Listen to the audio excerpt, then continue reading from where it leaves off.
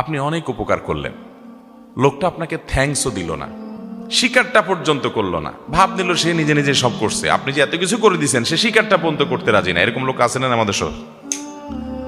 যদি সে স্বীকার না করে তাহলে সে নিজে অপরাধী হবে, কারণ সে নাশকর, সে অকৃতজ্ঞ। কিন্তু আপনি স্বীকারের আশা করবেন না।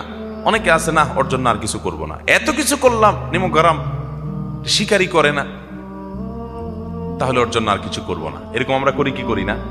তো ওর কাছ থেকে স্বীকারের আশা যদি আপনি করেন তাহলে আল্লাহর কাছ থেকে কি বিনিময় পাবেন? আল্লাহর কাছে বিনিময় চাবেন, আর কোনো ফিডব্যাক চাইবেন না, কিচ্ছু চাই না, শুধু আল্লাহর কাছে বিনিময় চাই। তার কাছ থেকে থ্যাঙ্কসটা পর্যন্ত আশা করি না। যা চাওয়ার সব কার কাছে চাই?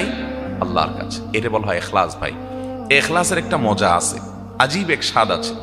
আপনি আপনার ভাই, আপনার বোন, তার বাচ্চাদেরকে হাদিয়া তোফা দেন, সারা বছর দেন, প্রতি বছর ঈদের দেন, তারা আপনার বাচ্চার দিকে সে তাকাইয়া দেখেও না, দেয়ও না, আছে তাও দেয় না। মানুষ হিসেবে কষ্ট লাগবে, এটা স্বাভাবিক, যে আমি এত দেই, ও একবারও দেয় না। আমার অভাব নাই, কিন্তু একটু দেখ না আমার বাচ্চারা, আমার তো ভালো লাগে। দেয় না সে। এই যে আপনি দিয়ে আবার সে দিচ্ছে না কেন সেটা আশা করছেন, এটা আপনার আমল বিনষ্টকারী বিষয় হতে পারে। এই জন্য আপনি এটা আশা করবেন না। সে দেয় না, সে আল্লাহর কাছে জবাবদিহি করবে, কেন তার ভাতিজাদের খেয়াল রাখে না, ভাইয়ের প্রতি খেয়াল রাখে না, আত্মীয়তার সম্পর্ক রক্ষা করে না, সে গুনাহগার হবে। বাট আমি আমার দায়িত্ব পালন করবো, আমি তার কাছ থেকে কিছু